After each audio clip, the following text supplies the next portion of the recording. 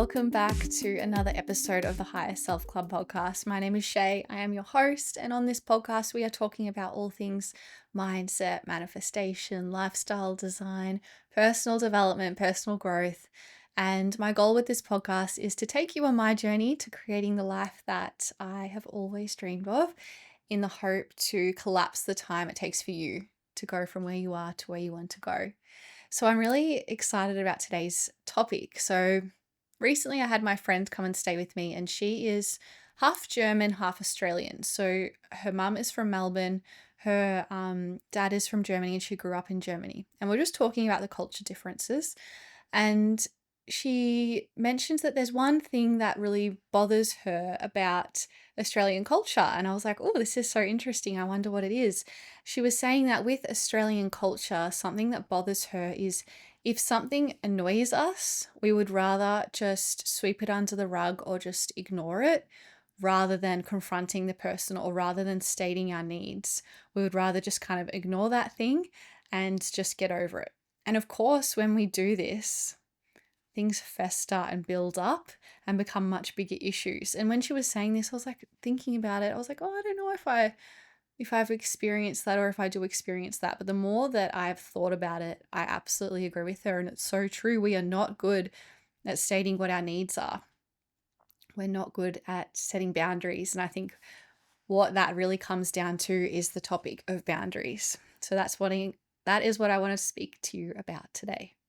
So to start this conversation, let's start off with a little visualization. So picture this. You wake up an hour before your alarm to get ready for work because you need to pick up a colleague who lives half an hour out of your way for the third time this week because their car broke down. You have a big meeting at work that morning, so you really need time to prepare, but you still don't ask them to find an alternative way to get to work. And when you arrive at work, you discover that the part of your presentation that someone else was meant to do was not done. It's not your job, but you quickly pull it together anyway. Then you get a message from a friend asking you to have dinner after work because her boyfriend broke up with her, and you really don't have the energy for that tonight, but you say yes anyway. And it's not even lunchtime. You're exhausted. Does this sound familiar to you? Have you ever felt exhausted, frustrated, or resentful because you said yes when deep down you really wanted to say no? And just know that you're not alone.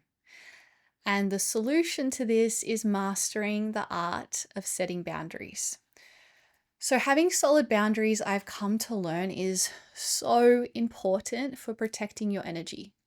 And I used to believe that setting boundaries was this really confronting thing where you have to build these walls to keep people out, but that's really not the case. So what are boundaries? We'll start off with going through what boundaries actually are. So personal boundaries are the rules that we set to define what we are comfortable with and how we want others to behave around us. So if you think about it, we experience physical boundaries all the time in our physical environment, whether that be a fence on a high-rise building that prevents us from falling over the edge. Think of traffic lights, stop signs, or barbed wire fence around an electricity station, for example. These boundaries exist for good reason. They're for our own protection. And similarly, boundaries are necessary for emotional and spiritual protection too. So think of boundaries as traffic lights for our relationships. So just like a red light prevents cars from colliding at an intersection, a clear boundary like declining a last-minute catch-up request with a friend when you know you already have too much on your plate can prevent you from experiencing emotional and energetic burnout. So our boundaries guide others on how to navigate our needs and ensure that our well-being is looked after while helping us to connect more authentically with the people around us. So the problem is that our boundaries are not as clear to everyone as physical boundaries are. So before we get into the 5 steps to setting clear boundaries, let's just dive a little deeper into why they're so important. So although it can sometimes feel uncomfortable and confrontational, letting someone know where your line is and if they could please not cross it. It's essential for healthy relationships because without boundaries, misunderstandings fester, resentment builds, and relationships suffer due to your needs not being met. A lack of clear boundaries can also lead to unnecessary bickering over simple and often really solvable issues. And a lack of boundaries can also really lead to you getting taken advantage of. And as I mentioned earlier, setting healthy boundaries, it doesn't actually mean shutting people out. It actually empowers others to treat you with respect and create space for deeper, more fulfilling connections. They truly can actually empower us to get closer to one another by helping us to feel safe, to open up, and to be vulnerable in a safe space. And boundaries are not only an act of self care, but they also act as kindness to others around you. Because in the end, people can't read your mind. So it's unfair to assume that they should know what your needs are. It is your responsibility to communicate them. The problem is, unfortunately, most of us really suck at communicating our needs. And the reason for this is, as children, most of us grew up in an environment where obedience was rewarded. We grew up believing that if a parent or an adult or someone with so called power tells you to do something, it didn't matter how you felt. It didn't matter what you needed. It didn't matter if it was right or wrong. Society says that you're supposed to obey the adult. We were repetitively instructed to do as you're told. We were taught to prioritize obedience over our own needs, which can make setting boundaries as adults feel really uncomfortable. So, similarly, if you grew up in an environment where limits weren't set or they were too strictly enforced, that may have also shaped your attitude towards limits as well. So, you may have watched a parent struggling with their own lack of boundaries, resulting in you struggling to identify your own personal needs, for example. So, when we are not in touch with our needs, we become disconnected from our authentic self. We become burnt out, we become tired, we become overwhelmed. A lack of boundaries really does keep you small.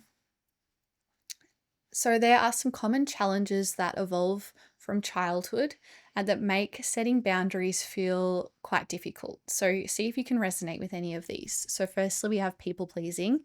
So, this is where you sacrifice your own needs in fear of disappointing other people. So, you might also struggle with setting boundaries because you feel strong guilt or shame, or you sacrifice your own needs in fear of being seen as selfish, which is a really common one.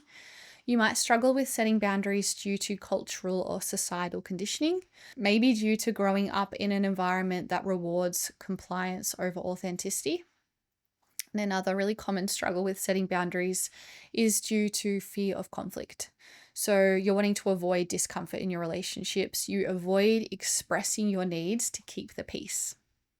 So I know that I definitely resonate with most of these struggles, and I have throughout my life. And it's been so interesting diving into this topic and realizing that the art of setting boundaries goes deeper than just being aware of your needs and being assertive in communicating them. So, there are actually a range of different boundary setting problems that can arise and that you might experience. This was explained in a book by a man called Henry Cloud. This book is called Boundaries, which I really recommend. So, I'm going to go through these 4 problems. And again, you can see if you resonate with any of these. So first, there's 4 types of struggles. There's the compliant. So this is where you suck at setting boundaries. You suck at setting personal boundaries, and you basically become a doormat because people walk all over you because they know that you will always say yes to them. Then there's the avoidant. So you could then swing the opposite way and set boundaries that are too strict, and then you isolate yourself and you have difficulty letting others in and sharing your feelings and accepting help. Then there's the controller. So this is where you are actually the one that's doing the overstepping.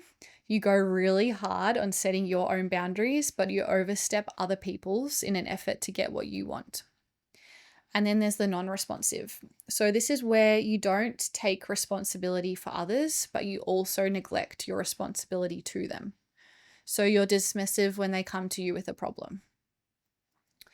So, can you recognize any of these patterns in yourself? If you do, the good news is you can break free from these unhealthy patterns that are learned in childhood through learning to identify your needs and to start setting some healthy boundaries. So, before we get into the 5 step process, let's look at how do you actually know when you need to set a boundary. So, you can start by paying attention to your emotions and your energy. So, if you're finding in a relationship that you're feeling agitated, you're feeling drained or overloaded, this is a signal that one of your boundaries is being crossed. So, you might find that you have an internal response, such as burnout, such as breakdown, or you might have an outward response, such as you have an emotional outburst, you get really angry at someone, you're showing aggression. So, for example, you might feel frustrated after repetitively, let's say, staying at work late to help a colleague, even though it interferes with your own important priorities. And this feeling of frustration is a sign that you need to reevaluate your needs. Another really clear sign that your boundaries have been crossed is if you find yourself being passive aggressive, which is one that has definitely shown me when my boundaries have been crossed. So, especially for me personally, I find this in my relationship. So I'll make these like snarky, passive aggressive comments to Daniel that just come out of me out of nowhere. And it's often a result of a buildup of irritation over time due to not knowing how to express your needs clearly and calmly. So when I reflect on these moments where I've made these passive aggressive comments, I can see that if I had more awareness over what my needs were and communicated that, then these little moments of aggression could have been avoided. So if you notice yourself being passive aggressive, that is a very clear sign that your boundary has probably already been crossed. So, relationships is one area of your life where boundaries might come into play, where you're wanting to ensure mutual respect in the way that you're treating each other. So, there are other areas in your life as well to consider when setting boundaries. So, we have our physical boundaries. This is where you're involving personal space and physical touch. So, when I think of this, I think of, those moments where someone's speaking to you and they're standing really close to your face, or when you're standing in line and someone's standing really close to you behind you. I know that drives me insane. We have emotional boundaries. So, this is involving protecting your feelings and your opinions. We have material boundaries. So, this is boundaries regarding how others use your belongings, your material possessions. We have time boundaries, which involves others valuing your time and your energy. So, with those different types of boundaries in mind, let's finally get into how to actually put all of this into action. So, let's go through the steps and then we'll go through an example together. So, here are your 5 steps to setting healthy boundaries. So, number 1 is identify your limits. So, reflect on what feels good and what doesn't feel good. Step 2 is to communicate clearly. So you're expressing your needs with respect, with confidence and assertiveness, with no ambiguous language. So just being super clear in your communication. Step 3 is to start small. So practice in low stake situations. For example, maybe asking your housemate not to borrow something of yours without permission is a good one to start with. Step 4 is to be consistent. So stick to your boundaries even when it's challenging and to follow through on the consequence if needed. So when you're setting a boundary, you want to set that boundary and say, if this boundary is not followed, this is the consequence. And if that person repetitively passes through that boundary, then you're going to follow through with the consequence. We'll go into an example in a minute. The last step is to expect pushback. So not everyone will welcome your boundaries, but just remember that that is okay. Remember that your boundaries protect your mental and emotional health, and sticking to your guns will be worth it in the long run. So, to put all these steps into action, I really love this kind of process that this author called Melissa Urban put together. So she wrote a book called The Book of Boundaries, and she created this system called the threat level system. So in her book, she explains a situation where she's at a party and a woman asks her why she wasn't drinking. And this woman was unaware that Melissa was actually in recovery for alcoholism. So when this woman comes and speaks to her, Melissa told her that she just didn't feel like drinking that evening. So this is where there's the green signal. So this is the first time that person crosses the boundary or pushes your boundary. So the green signal indicates the first unkind or awkward comment. So in this instance, what you're going to do is give a firm, clear reply. For example, in this situation, no, thank you, I'm not drinking right now. So later on, the same guest asked Melissa why she was acting so prudishly. So now Melissa's alarm bells were ringing, and this indicated a yellow signal. So when the first request is ignored, you're using clear language again. Don't bother justifying your boundary, as it often aggravates the situation.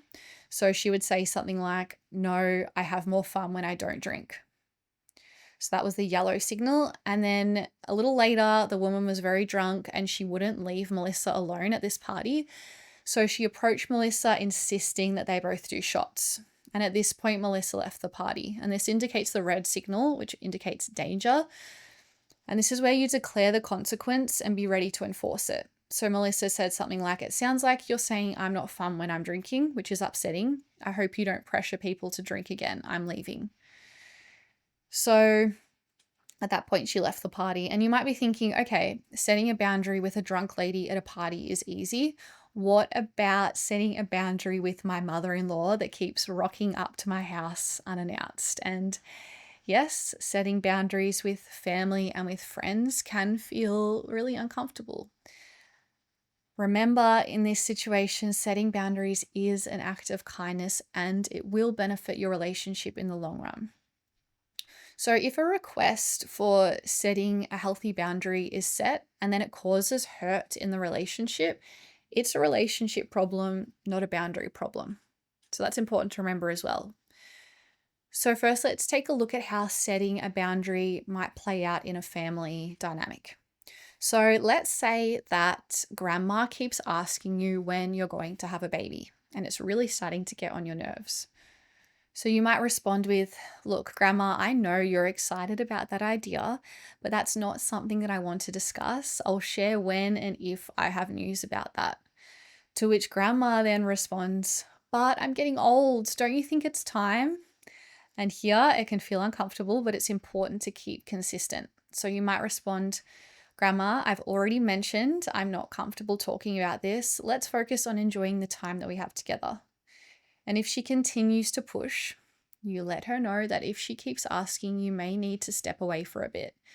And there are gentle ways of communicating while still being firm, such as, Grandma, I've noticed you often ask about babies, and I need to let you know it's a sensitive topic for me, and I'd love for us to talk about other things that bring us closer. When family members continuously overstep, it's important to lay down the consequence and to follow through with them, even if it means reducing contact. And this is about protecting your own well-being. And if this upsets them, this is not your responsibility. And while it might feel uncomfortable, with practice, this does get easier. And usually the other person will take it on board. Often as well, for some reason, it's more difficult to set boundaries with friends than it is family. So let's move on to setting boundaries with friends. So let's say your friend asks you to drive 30 minutes out of your way to pick them up and to take them to university every day because they don't have a car and they hate taking the train. And you decline. Then they get upset with you and they stop talking to you. So in this situation, have you hurt them? No. They're being totally unreasonable. If this unreasonable reaction is a pattern in your friendship, then the friendship is basically based on compliance. So if the friendship can't survive without boundaries, which really is just respect for each other, then perhaps it's worth evaluating whether you're wanting to keep that friendship alive. So let's now take a look at an example with two different types of problematic boundary setters. So firstly, we have Eva, who is a compliant boundary setter, and Andy, who is a controller. So Andy asked Eva to cancel her plans to spend time with her and always says things like, I wouldn't ask you if I didn't need you, or I can't go to the event without you. I'm only going if you're going. So Andy's requests make Eva feel used and controlled. However, Eva has never given Andy any cues that she resents her behavior. Andy is completely unaware of her manipulative behavior or how she's making Eva feel because Eva's never communicated that to her. So, to restore balance to the friendship, Eva could give Andy some loving feedback. If Eva is a good friend, she'll see it as an opportunity to make Andy aware of how her behavior is negatively affecting others. And if Andy is a good friend, she will welcome the opportunity to learn and to grow. Well, now let's look at Ashley and Michelle, who are too compliant. So they both go out of their way to make the other happy. So one weekend, they're hanging out and they have the option to either go away camping or to go to a food and wine festival. So Ashley, wanting to please Michelle, suggests that they go camping. And Michelle, wanting to please Ashley, agrees. The problem with this is they both actually would have preferred to go to the food and wine festival. So you can begin to see how clear, honest communication of your needs is actually beneficial to everyone involved. It is an act of love. So then we can move on to, let's look at setting boundaries with your partner.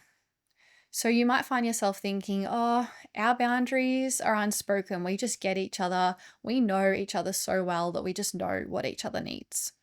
And this is where so many people go wrong. And often this is where the passive aggressiveness comes into play, since we often expect our partner to have some kind of telepathic insight into what our needs are. But the truth is, your partner cannot read your mind, and it is unfair to expect them to. So simply by assertively stating what your need is without attacking the other person is absolute key. So you can use statements like I want, I need, or I expect. So say what you mean and trust your partner to do the same, and your relationship will thank you for it, I promise. So for example, let's say that you feel like your partner is drinking too much. You feel like you just can't get through to them, and you feel like they're just not taking you seriously when you ask them to stop. So you say to them, when you drink, I feel like you don't care about me. Here, what you're actually inferring is what they feel rather than owning your feelings. So a healthier way to address the problem would be, hey, when you drink, I feel scared and alone. And this way you are stating your feelings and needs without attacking the other person, and it's going to be a lot more effective. And it's also super important as well in relationships to model the behavior that you expect from others. So if you don't want your partner to scroll when you get into bed, then make sure you don't scroll when you get into bed. So this might all sound like a lot, and that's okay. It's important to remember that becoming a really strong boundary setter, it's a journey. So you might find that before you get really good at setting and keeping your boundaries, that you just placidly accept them being violated. It's all part of the journey. So you might think, oh, that's just Stacy. She always forgets her wallet when we have lunch, but she's just forgetful like that. or Peter, yeah, his relentlessly negative attitude.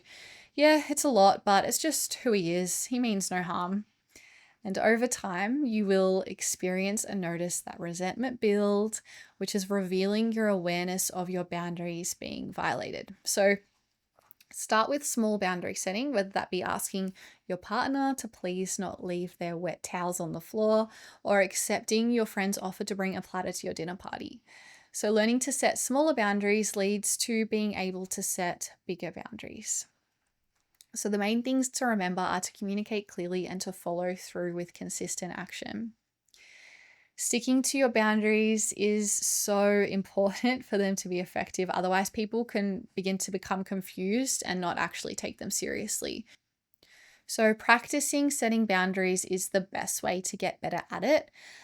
It can also be really, really powerful to examine your own patterns that you developed in childhood. so that you are aware of them, which will really help you to break free. So you can start to do this by identifying the deeper issue that you might have, such as asking yourself questions like, where have I lost control of my needs? Where have I taken ownership of needs that aren't mine or pushed responsibility of my needs onto others? So after asking yourself these questions, next you can try and identify the unmet need that underpins your boundary issues. And then next time your boundary is isolated, you can try to respond rather than react. So let's say you're in the habit of overcommitting to social events because you fear disappointing your friends. So start by recognizing that this pattern stems from a need for acceptance. And instead of saying yes out of guilt, practice communicating honestly. Saying something like, I really, really value our time together, but I need a quiet night to recharge. Let's plan something for another day. So this approach not only honors your needs, but it also strengthens your relationships by fostering transparency, which everyone appreciates. And you'll find that people really respect you for it.